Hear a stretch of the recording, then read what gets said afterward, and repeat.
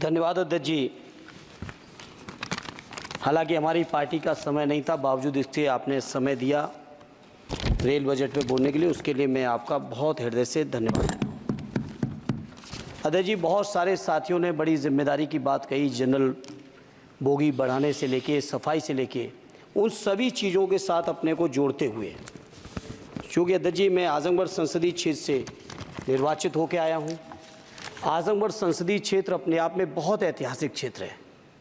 अल्लामा शिबली नुमानी, कैफ़ी आज़मी, अयोध्या प्रसाद हरियोत से लेके तमाम जो हमारे एक से एक महान लोगों की ये सरजमी रही है।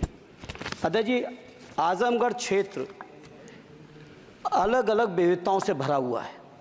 आजमगढ़ के लोगों को जहाँ रोज़गार के लिए मुंबई जाना पड़ता है, वहीं शिक्षा के लिए आजमगढ़ के लोगों को इलाहाबाद और प्रयागराज की ज़रूरत पड़ती है। प्रदेश की राजधानी लखनऊ है, देश की राजधानी दिल्ली है। इसलिए मैं अपनी ओर से अपने क्षेत्र के लिए आजमगढ़ से मुंबई, जो कोरोना से पहले, माननीय मंत्री जी ध्यान दे दें, कोरोना से पहले आजमगढ़ से मुंबई एक रेल चलती थी जो कोरोना काल से बंद चल रही है। हमारा अनुरोध है कि उस रेल को न केवल वो साप्ताहिक थी, उस रेल को हर दिन के लिए शुरू किया जाए, बल्कि साथ ही साथ आजमगढ़ से लखनऊ, आजमगढ़ से इलाहाबाद, जहाँ पे इंटरसिटी से डेली लोग आवागमन कर सकें, आ जा सकें, उसके लिए इस ट्रेन को भी शुरू कराने की कृपा करें। साथ ही साथ अध्यक्ष जी, आजमगढ़ से दिल्ली जाने का केवल एकमात्र जरिया कैफिया ट्रेन है, और कैफिया ट्रेन के में बैठने का टाइम तो सुनिश्चित है, लेकिन कब पहुंचेंगे इस बात की कोई भी जिम्मेदारी और गारंटी नहीं है।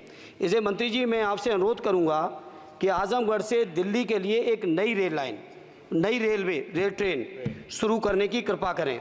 मैंने जनरल बजट की चर्चा में भी जिक्र किया था, आजमगढ़ से बनारस से बायां आजमगढ़ गोरखपुर तक नई रेल लाइन का बड़ा प्रचार किया गया अध्यक्ष जी। हमसे पूर्व सांसद ने बहुत प्रचार किया कि हमने सैंक्शन करा दिया है, लेकिन उस पर अभी एक भी रुपए की बजट न स्वीकृत है, न उस योजना का स्वीकृत है। सर्वे ज़रूर हुआ है, डीपीआर ज़रूर बनी है, लेकिन उसकी स्वीकृति मंत्री जी और फंड अभी बाकी है। मैं उम्मीद करता हूं कि आप इसको ज़रूर ध्यान देंगे। साथ ही साथ अध्यक्ष जी, आजमगढ़ में जहानागंज से सठियाओं के बीच रेलवे ओवरब्रिज न होने की वजह से घंटों जाम लगता है। इसी तरह से दो जगह और हैं, कुटवा मझगवां, बालीपुर से रानी की सराय, डुगवा कोटवा रेलवे पर अंडरपास की बहुत ज़रूरत है।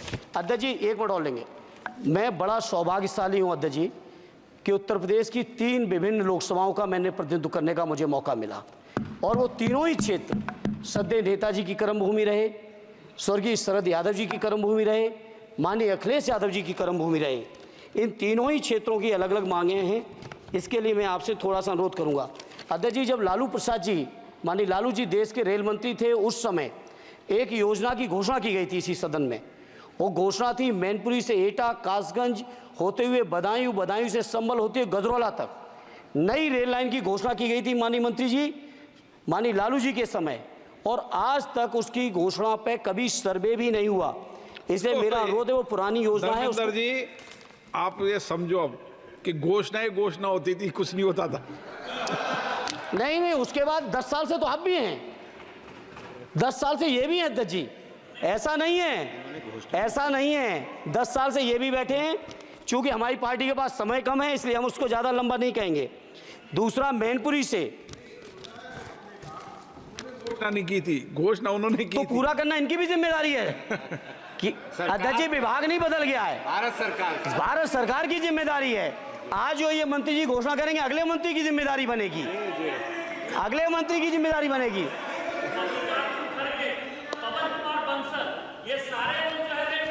अरे 10 साल का हिसाब दे दो, अरे 10 साल का हिसाब दे दो। चलिए अरे मेरे पास समय कम है, उसका दुरुपयोग ना करो।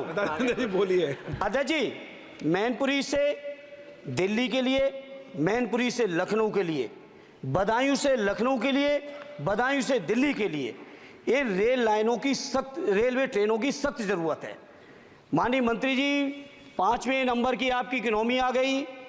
आपके पूर्व जो हमारे सदस्य हैं निशिकांत जी, आपके हिसाब से तो सब कुछ बदल गया रेल में।